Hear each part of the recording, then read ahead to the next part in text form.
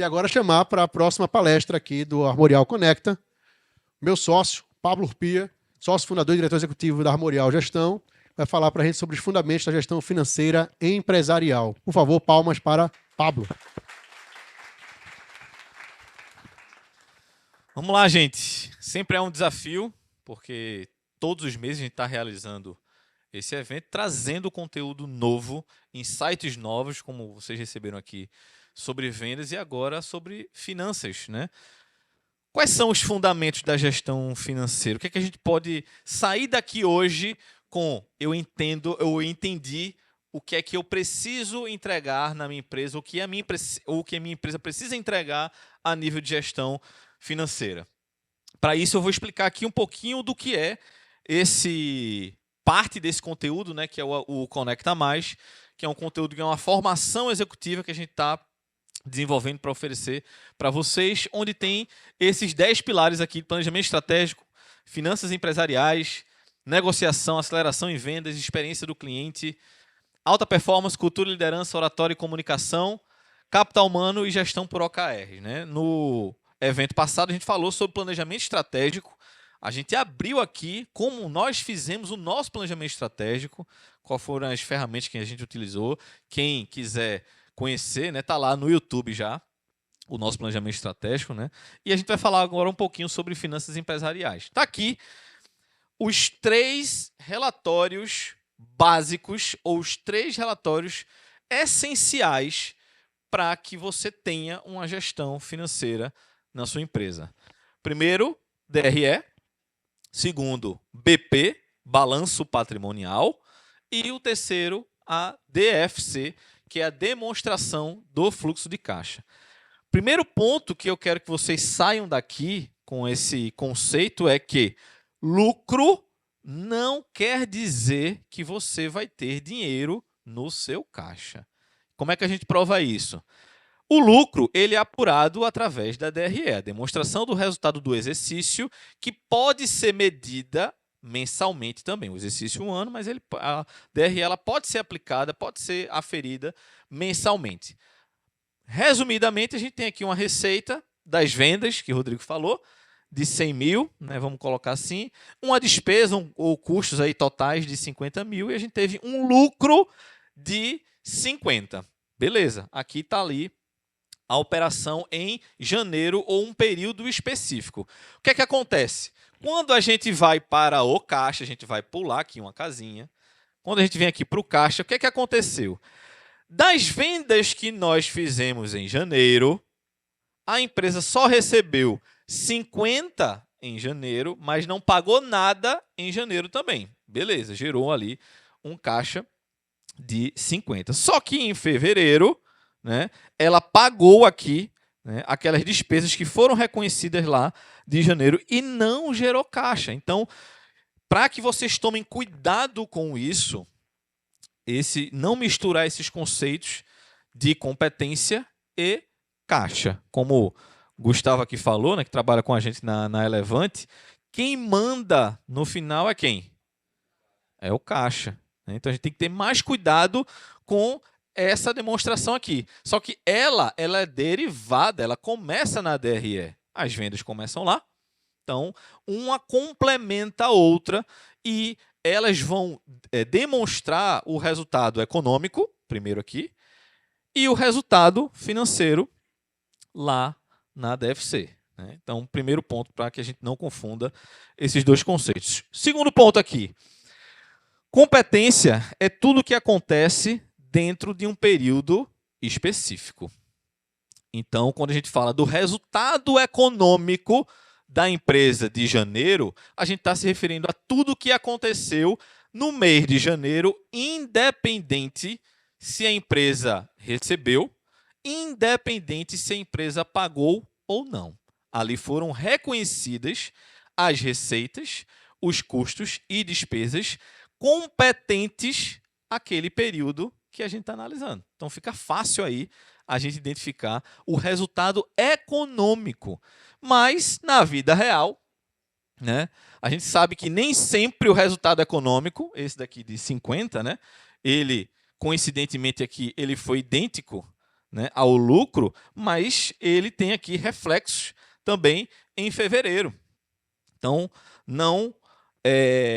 para a gente não confundir competência com caixa, né, para que a gente não pense assim, poxa, mas eu vi lá no meu DRE que em minha empresa tem lucro e eu não vejo o dinheiro na minha conta. Cadê o dinheiro na minha conta? É quando a gente tem essa sensação de não estar avaliando os dois períodos, né, os dois regimes, o de competência e o de caixa.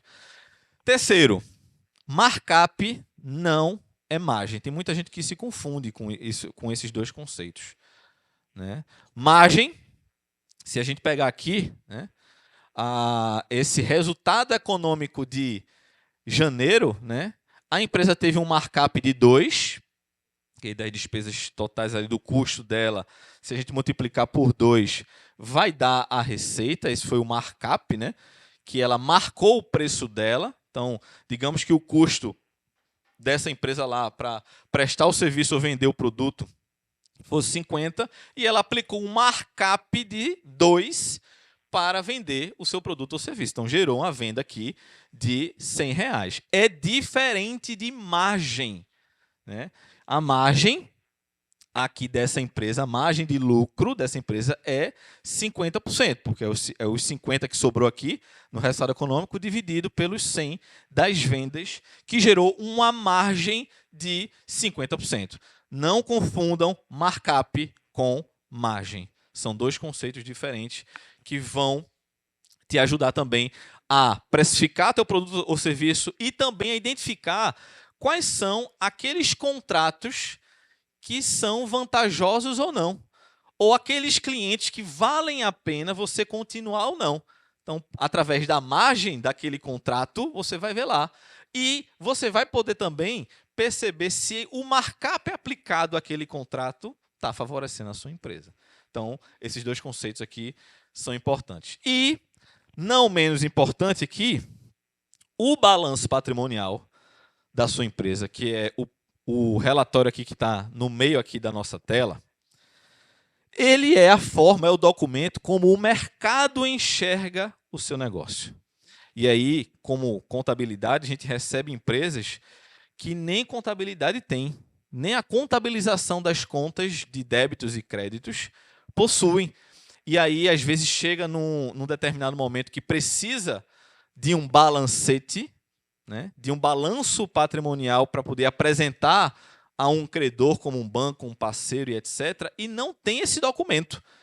Então, muitas empresas ainda trabalham apenas com a contabilidade do fiscal, que é recebendo apenas o documento fiscal. Outro problema que a gente identifica também, quando uma empresa ela não tem a sua contabilidade fiscalmente falando reconhecida 100%, o que é que eu falo com reconhecida 100%?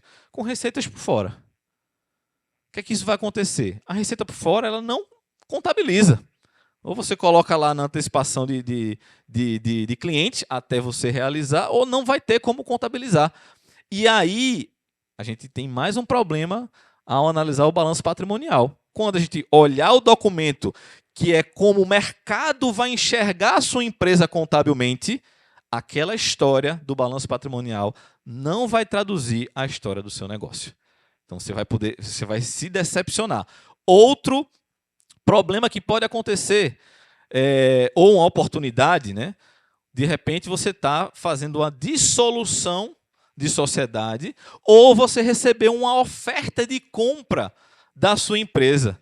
E aí o investidor, ou o parceiro lá, né, ou o seu sócio, vai pegar a informação da onde?